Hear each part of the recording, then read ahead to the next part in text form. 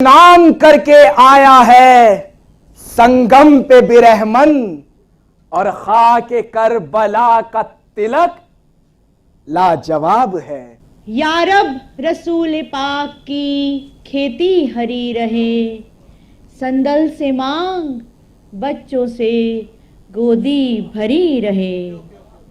और कई सदियों बाद दौरे हाजिर में कवियत्री निर्मला पंडित ने हजरत इमाम हुसैन के लिए अपने जज्बात का इजहार करने के लिए ज़बाने हिंदी को जरिया बनाया। उनकी तवील नज्म इमाम हुसैन जिंदाबाद के ये बंद देखिए। न पूछ मुझसे हुसैन क्या है, न पूछ मुझसे हुसैन क्या है। हुसैन है एक अमिट कहानी, हुसैन है सत्यता की वाणी। हुसैन ही दूत शांति का, जनक यही तो है क्रांति का। धर्म है नौका हुसैन वाहक, हुसैन ईश्वर का है सहायक। हुसैन निर्मला की ऊर्जा है, न पूछ मुझसे हुसैन क्या है, न पूछ मुझसे हुसैन क्या है। अब लोग सानेहाए करबला के किरदारों से इस हद तक मानूस हो गए थे कि उन्हें तारीख की किताबों से ज्यादा मरसियों में तलाश करने लगे थे। और इसके बाद हर दौर में मरसिया निगारी का यही सिलसिला कायम रहा। मध्य प्रदेश में ताप्ती के किनारे बसा बुरहानपुर मुगलों का अहम मरकज रहा है। यहां की अजादारी और मरसिया खानी की रिवायत का जिक्र हमें कई किताबों में मिलता है। इनमें सफरनामे भी हैं जो जाने माने अंग्रेज पादरियों और हुक्मरानों ने लिखे थे। और आज से करीब 100 बरस कब्ल मुंशी फजल हुसैन साबिर बुरहानपुरी फरमाते हैं, फुरकते शब्बीर की शब मुख्तसर होती नहीं, ऐ सलामी शाम होती है सहर होती नहीं। तेग कहती थी मेरे दम खम की होती कद्र क्या, मैं अगर शब्बीर की जेबे कमर होती नहीं। एहतसास शायर मिर्जा असदुल्ला खां गालिब ने मुश्तहिदुल असर सैयद मोहम्मद साहब की फरमाइश पर मरसिये के 3 बंद लिखकर भेजे। साथ में ये भी लिखा कि मैं इस मैदान का मर्द नहीं हूं, ये उन लोगों का हिस्सा है जिन्होंने इस वादी में उम्र बसर की है। मुझको इनके दर्जे तक पहुंचने के लिए एक दूसरी उम्र दरकार है। आज़ाद और हाली दोनों ने इस बात का एतराफ़ किया है। गालिब के वो बंद हैं, हाँ ए नफसे बाद सहर शोला फिशा हो, ए जमजमे कुम लबे ईसा पे फुगा हो, ए दजले खूं चश्मे मलायक से रवा हो, ए मातम याने शहे मजलूम कहाँ हो। बिगड़ी है बहुत बात बनाए नहीं बनती, अब घर को बगैर आग लगाए नहीं बनती, अब घर को बगैर आग लगाए नहीं बनती। 19वीं सदी का वस्त अब मरसिये के मजमून और मौजू बदलने लगे। सानेहाए करबला से हटकर शख्सी मरसिये भी लिखे गए और शख्सी मरसियों को गजल और नज्म की हैयत में पेश करने का रुझान गालिब हुआ।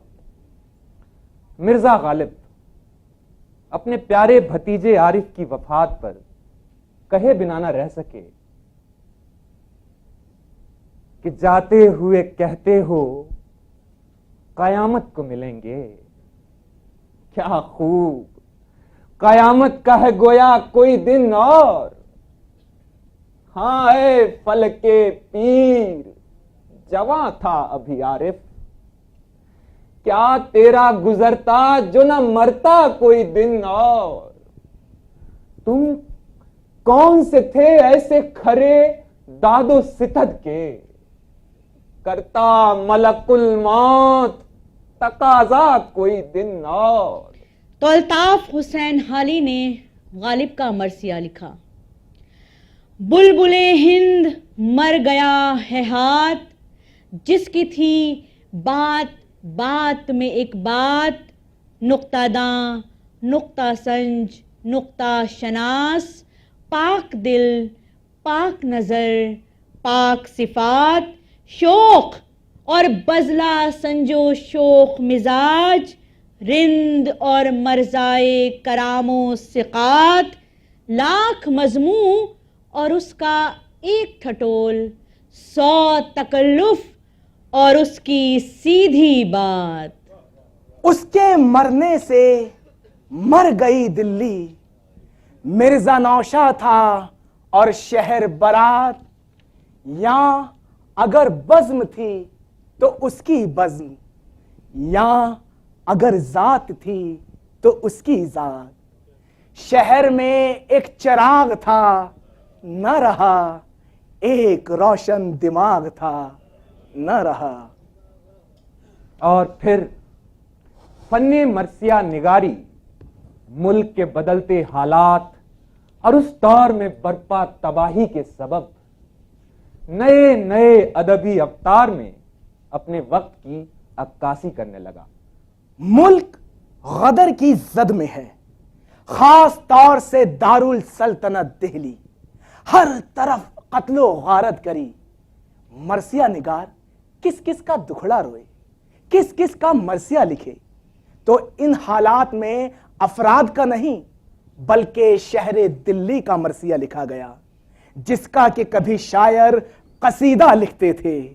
سو یوں رقم ہوتا ہے اردو ادب کا شہر آشوب. راہی معصوم رضا نے اپنی طویل نظم کرانتی کتھا میں 1857 کی پہلی جنگ آزادی اور اس کے بعد پھیلی دہشت اور تباہی کا یوں بیان کیا تھا. راہی شہر آشوب سناؤ, کیسی غزل اور کیسا قصیدہ. دلی جو ایک شہر تھا عالم میں انتخاب, دلی ضرور ہے پر وہ دلی نہیں ہے یہ, ہستی تو ہے ضرور مگر اپنے حال پر. اب ویسے بات بات پر ہستی نہیں ہے یہ, اب ویسے بات بات پر ہستی نہیں ہے یہ. حالانکہ یہ پہلی بار نہیں تھا جب دلی کی بربادی کا ماتم منایا گیا ہو. نادر شاہ اور ابدالی جیسے خونخوار لڑاکوں نے دلی کی اینٹ سے اینٹ بجا دی تھی. اس دور کی تباہی کو میر نے لکھنؤ جا کر کچھ اس طرح بیان کیا تھا. کیا بود و باش پوچھو ہو پورب کے ساکنوں, ہم کو غریب جان کے ہنس ہنس پکار کے. دلی جو ایک شہر تھا عالم میں انتخاب, رہتے تھے منتخب ہی جہاں روزگار کے. جس کو فلک نے لوٹ کر ویران کر دیا, ہم رہنے والے ہیں اسی اجڑے دیار کے. قدر کے آخری دنوں میں اودھ کو بھی برٹش راج میں شامل کر لیا گیا اور شہر لکھنؤ کے ستارے گردش میں آ گئے. اس دبستان اردو کی تباہی کی عکاسی کرتے ہوئے سید علی حیدر نظم تبا تبائی نے کہا, مرثیہ گو کتنی یکتائے زمانہ تھے یہاں, کوئی تو اتنوں میں ہوتا نوحہ خانے لکھنؤ. حالی نے زباں سے اف بھی نہ کی, اقبال شکایت کر بیٹھے. اپنی شاہکار نظم فقر میں فرماتے ہیں, ایک فقر سکھاتا ہے صیاد کو نخ چیری, ایک فقر سے کھلتے ہیں اسرار جہاں گیری، ایک فقر سے قوموں میں مسکینی و دل گیری، ایک فقر سے مٹی میں خاصیت اکثیری، ایک فقر ہے شبیری، اس فقر میں ہے میری میراث مسلمانی سرمایہ شبیری۔ 20ویں صدی کا آغاز، اب جنگ آزادی کا بگل بچ چکا تھا۔ مرثیہ نگاری کی زرخیز زمین پر احتجاجی شاعری کی داغ بیل پڑی، اور یہ تبدیلی، یہ تغیر آسان اور فطری تھا۔ حاضرین، اول و آخر صنف مرثیہ کی بنیاد احتجاج کی ایسی کہانی پر ہے جو مظلوم کے نظریے سے لگاتار بتائی جا رہی تھی۔ مرثیے کی منظر نگاری اور مرصع سازی جنگ آزادی کے شاعروں کے خوب کام آئی۔ ظالم انگریز یزید بن گئے اور ہندوستانی عوام مظلوم، اور اردو شاعری نے باغیانہ تیور میں للکار کر کہا کہ ستمگر، تجھ سے امید وفا ہوگی جسے ہوگی، ستمگر تجھ سے امید وفا ہوگی جسے ہوگی، ہمیں تو دیکھنا یہ ہے کہ ظالم تو کہاں تک ہے۔ تنگ آمد بجنگ آمد، یہاں حضرت حر کا ذکر لازمی ہے۔ داستان کربلا میں وہ احتجاج کی مثال ہیں۔ حر کو یزید کا مسلسل ظلم گوارا نہ ہوا، بغاوت کر کے امام حسین کے جان نثاروں میں شامل ہوئے اور شہادت کو گلے لگا لیا، جس کی ترجمانی میں شاعر نے کہا: توقیر زمانے میں ہمیں آج ملے گی، جب نیزے پہ سر ہوگا تو معراج ملے گی۔ کچھ ایسا ہی طرز اظہار ہمیں جنگ آزادی کے دوران ملتا ہے۔ یاد کیجئے، سید شاہ محمد حسن بسم العظیم آبادی نے کہا تھا: سرفروشی کی تمنا اب ہمارے دل میں ہے، دیکھنا ہے زور کتنا بازوئے قاتل میں ہے۔ دراصل قصہ کربلا دو نظاموں کے ٹکراؤ کو بیان کرتا ہے۔ جب جب ظالم و مظلوم کے تصادم کی عکاسی کی گئی ہے، تب تب مرثیے کے اصناف اور کربلا کا تصور کام آئے ہیں۔ آپ ہم سے اتفاق کریں گے کہ کربلا کا المیہ ہو یا عہد نو میں انسانیت کی پامالی، شاعری بہرحال اس کا اثر قبول کرتی ہے۔ ترقی پسند شاعروں نے بھی صنف مرثیہ کو سرآنکھوں پہ رکھا۔ ان کے لیے حضرت امام حسین غریب مزدور کا اور یزید سرمایہ دار مالک کا استعارہ بن گئے۔ جگر مراد آبادی، جو پوری طرح حسن و عشق کے شاعر تھے، تقسیم وطن کے وقت قتل عام دیکھ کر بلک پڑے۔ فکر جمیل خواب پریشان ہے آج کل، شاعر نہیں ہے وہ جو غزل خواں ہے آج کل۔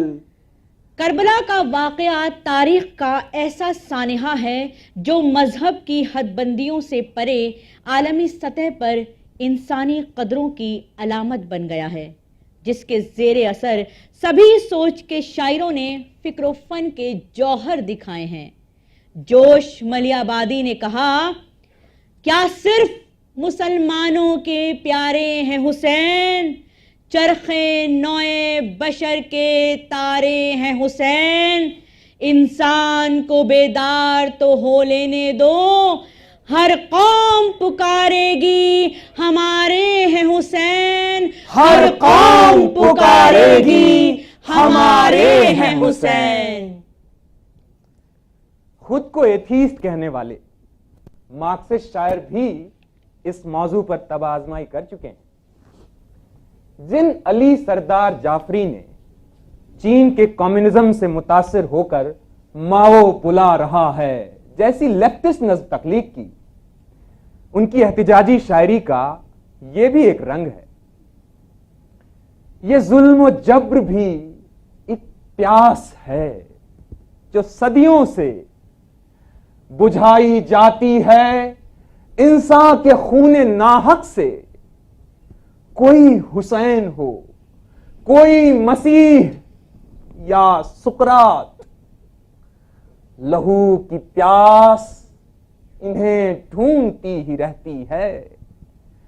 زبان نکالے ہوئے، ٹیوریاں چڑھائے ہوئے۔ کیفی اعظمی نے بھی حضرت امام حسین کی عظمت کو سلام کیا اور مظلوموں کو حسینی عزم و ہمت کے ذکر سے تحریک دی۔ حریت کو آج پھر ہے ابن حیدر کی تلاش، وقت کو پھر ہے کروڑوں میں 72 کی تلاش۔ دیکھنا کیفی نشان حریت لہرائے گا، دیکھنا کیفی نشان حریت لہرائے گا، جب جہاں کو عزم شیر کربلا مل جائے گا، جب جہاں کو عزم شیر کربلا مل جائے گا۔ اردو ادب میں فیض احمد فیض کا امتیاز یہ ہے کہ انہوں نے احتجاج کو بھی رومانی فضا عطا کی۔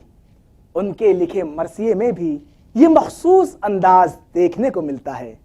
از فیض احمد فیض بروز شب عاشور، رات آئی ہے شبیر پہ یلغار بلا ہے، ساتھی نہ کوئی یار نہ غمخوار رہا ہے، مونس ہے تو ایک درد کی گھن گھور گھٹا ہے، مشفق ہے تو ایک دل کے دھڑکنے کی صدا ہے، تنہائی کی غربت کی پریشان کی شب ہے، یہ خانہ شبیر کی ویران کی شب ہے۔ دور حاضر میں جو مرثیے لکھے گئے یا لکھے جا رہے ہیں وہ روایتی مرثیوں سے قدرے مختلف ہیں۔ یہ اجزائے ترکیبی اور حیت یعنی سٹرکچر اور سٹائل کی پابندیوں سے آزاد ہیں۔ جدید مرثیوں میں اظہار رنج و غم قائم رہا، تاثیر کا بھی خیال رکھا گیا، لیکن بزم اور رزم والی شرطیں تقریباً ختم ہو گئیں۔ آج کے مرثیوں میں قدیم اور جدید کی آمیزش نظر آتی ہے۔ اس دور میں شخصی مرثیوں کا چلن عام ہوا ہے۔ کئی رہنمائے قوم اور ادبی ہستیوں پر مرثیے لکھے گئے۔ جگر مراد آبادی نے نظم لکھی گاندھی جی کی یاد میں: ہزار در ہزار ہیں اگرچہ رہبران ملک، مگر وہ پیر نوجواں، وہ ایک مرد صف شکن، وہی مہاتما، وہی شہید امن و آشتی، پریم جس کی زندگی، خلوص جس کا پیرہن، وہی ستارے ہیں مگر کہاں وہ مہتاب ہند، وہی ہے انجمن مگر کہاں وہ صدر انجمن، مگر کہاں وہ صدر انجمن۔ پریم چند کی وفات کے بعد نذیر بنارسی نے یہ پر تاثیر مرثیہ کہا: اپنے سندیش سے سب کو چونکا دیا، پریم نے پریم کا ارتھ سمجھا دیا، فرد تھا فرد سے کارواں بن گیا، ایک تھا ایک سے ایک جہاں بن گیا، اے بنارس تیرا ایک مشت غبار، اٹھ کے معمارے ہندوستان بن گیا۔ حیدرآباد کے رہنے والے مشہور لیفٹسٹ شاعر مخدوم محی الدین نے مارٹن لوتھر کنگ کے قتل پر کہا: یہ شام شام غریباں ہے، صبح صبح ہنیں، یہ قتل قتل مسیحا، یہ قتل قتل حسین۔ مخدوم نے حضرت امام حسین کو سلام عقیدت پیش کیا، امام تشنا لباں خضر راہ آب حیات، اندھیری رات کے سینے میں مشعلوں کی برات، میرا ثبات، میری کائنات، میری حیات، سلام مہر بغاوت، سلام ماہ نجات۔ ماضی قریب میں جاوید وششٹ نے غم حسین کو ہندوستانی عناصر سے ہم آہنگ کیا ہے۔ یہ ان کا اپنا انفرادی رنگ ہے۔ ہو درد بھری تو دل کی دنیا اچھی، ہو درد بھری تو دل کی دنیا اچھی، جو عشق بڑھائے وہ تمنا اچھی، سن سن کے غم حسین رو دیتی ہے، دریائے فرات سے تو گنگا اچھی۔ دور حاضر کی بات کریں تو جناب علی عباس امید نے شہیدان کربلا کے حضور اپنا نذرانہ عقیدت کچھ یوں پیش کیا ہے۔ اسلام کی حیات کا تھا آسرا لہو، انگاروں جیسی ریت پہ بہنے لگا لہو، آقا لہو، غلام لہو، اقربا لہو، بیعت کے ہاتھ آیا نہ کچھ بھی سوا لہو، لاکھوں سلام تم پہ شہیدان کربلا، لاکھوں درود تم پہ اسیران کربلا۔ کالیداس گپتا رضا غالب شناس مانے جاتے ہیں۔ انہوں نے عمدہ غزلیں، نعتیں، سلام اور منقبت لکھ کر ہندوستانی تہذیب کا حق ادا کیا ہے۔ سوزے جگر سے آہ کو مارے ہے فاطمہ، سر سے ردا کو اپنے اتارے ہے فاطمہ، بالوں سے جائے قتل سوارے ہے فاطمہ، میدان کربلا میں پکارے ہے فاطمہ، درد و علم بجانے غریبم پدید شد، فریاد اے خدا کہ حسینم شہید شد، فریاد اے خدا کہ حسینم شہید شد، فریاد اے خدا کہ حسینم شہید شد۔ کنور مہندر سنگھ بیدی ادبی دنیا میں اپنے نعتیہ کلام کے لیے مقبول ہیں۔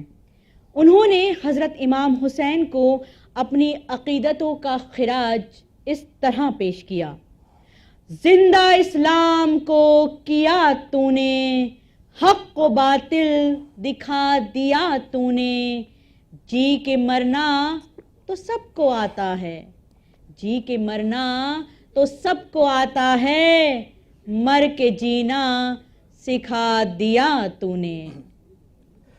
تو مختصر سی بات یہ ہے کہ ہندوستان کے رنگوں میں رچی بسی صنف مرثیہ نے انسان کے ذاتی رشتوں اور آپسی محبت کا بھرپور احترام کیا ہے، اور شاعری میں شامل محب اور محبوب کے دائرے میں بہن بھائی، ماں بیٹے، خادم و مخدوم، عوام اور رہنما سبھی کو لے لیا ہے۔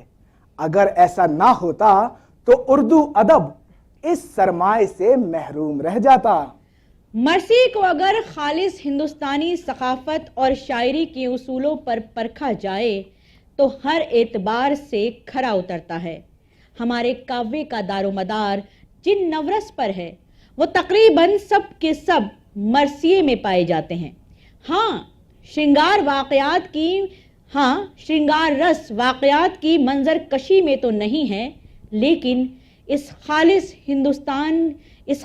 ہندوستانی زبان کی نفاست اور نزاکت نے یہ حسن بھی پیدا کر دیا ہے۔ اردو شاعری اپنی تمام اصناف کے ساتھ عالم ادب میں مقبول تھی۔ مرثیے نے اسے اپنی فکری وسعت سے مزید مالا مال کیا۔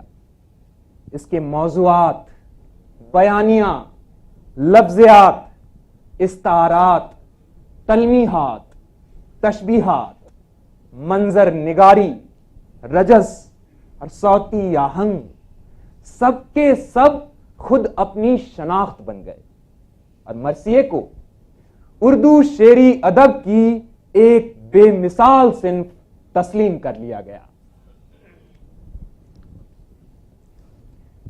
دریائے فکر و فن کی روانی ہے مرثیہ، تیغے زبان شعر کا پانی ہے مرثیہ۔ لیلائے شاعری کی جوانی ہے مرثیہ، تاریخ نے کہیں وہ کہانی ہے مرثیہ۔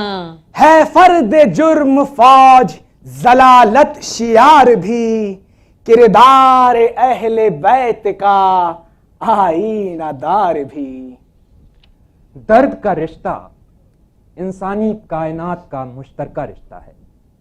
یہ نہ صرف انسانوں کو آپس میں جوڑتا ہے بلکہ قوموں اور ملکوں کو بھی جوڑتا ہے، تہذیبوں کو بھی جوڑتا ہے، مذہبوں کو بھی جوڑتا ہے۔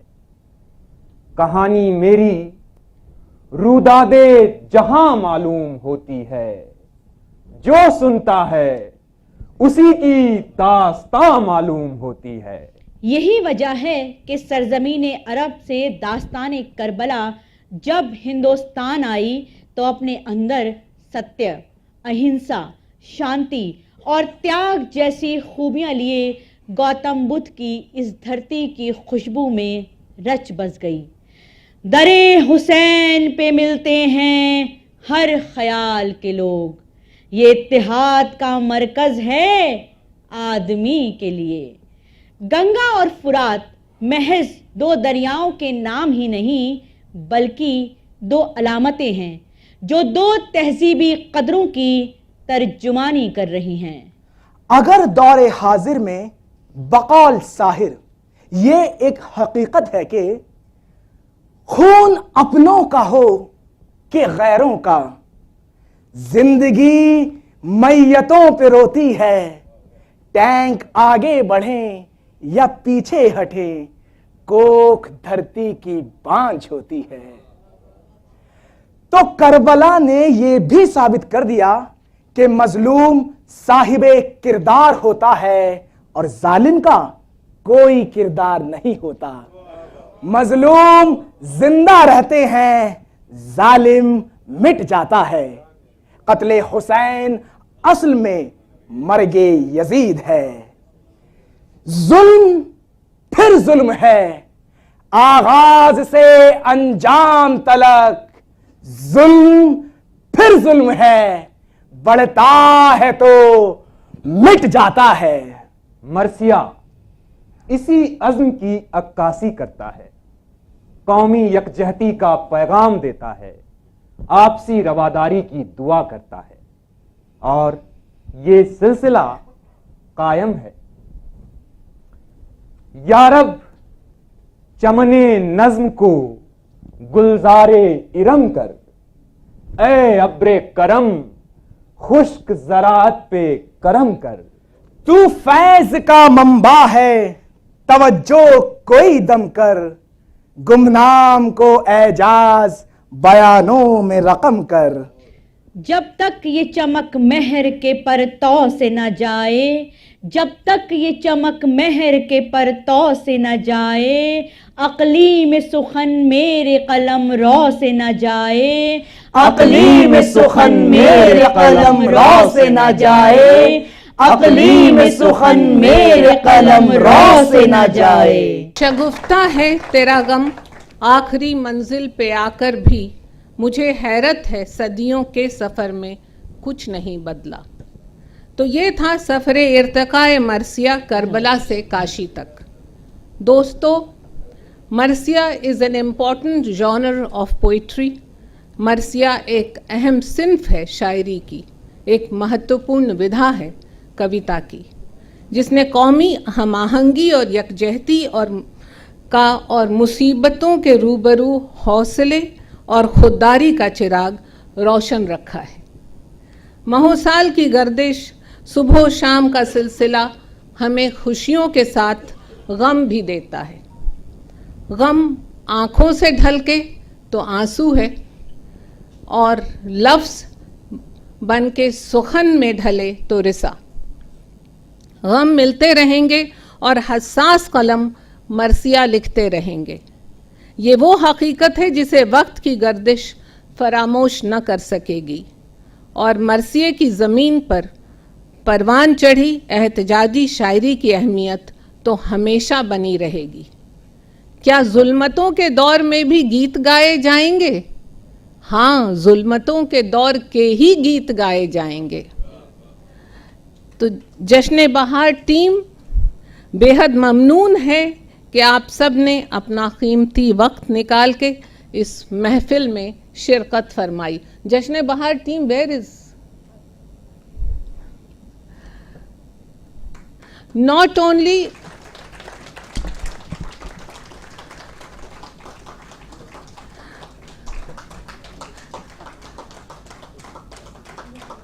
सारे नहीं हैं, पर कोई बात नहीं। Not only the thirsty seek the water as well seeks the thirsty. शुक्रिया।